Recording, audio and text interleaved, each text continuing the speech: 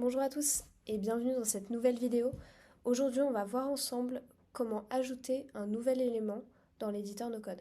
Donc ici, sur mon éditeur NoCode, j'ai un exemple où j'ai bien un portrait, mais dans ce modèle-là, je n'ai pas encore le logo.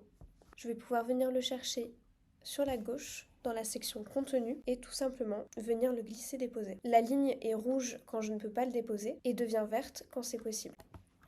Ici, on a l'exemple d'un élément qui est suffisamment grand pour passer à la ligne par défaut. Si on prend l'exemple d'un icône, ça va être un élément suffisamment petit pour pouvoir être placé précisément sur la même ligne qu'un élément déjà existant.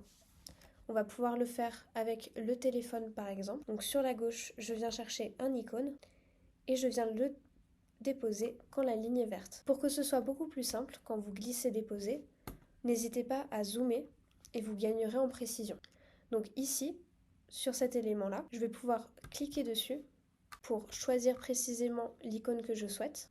Et une fois que c'est fait, jouer sur la taille, mettre un lien si nécessaire et surtout choisir la couleur. Pour la couleur, que ce soit la couleur de base ou la couleur de focus, c'est défini au niveau de votre organisation. Vous avez aussi la possibilité de choisir une couleur personnalisée avec le code ou en venant la choisir directement quelque part. Dans mon cas, je vais rester sur les couleurs de l'organisation. Vous savez maintenant comment ajouter un élément suffisamment grand pour passer à la ligne par défaut ou un élément suffisamment petit pour être précisément placé sur la même ligne qu'un élément existant. Donc n'hésitez pas à nous contacter directement si vous rencontrez le moindre problème ou si vous avez une question, l'adresse email est dans la description et je vous dis à bientôt dans une prochaine vidéo.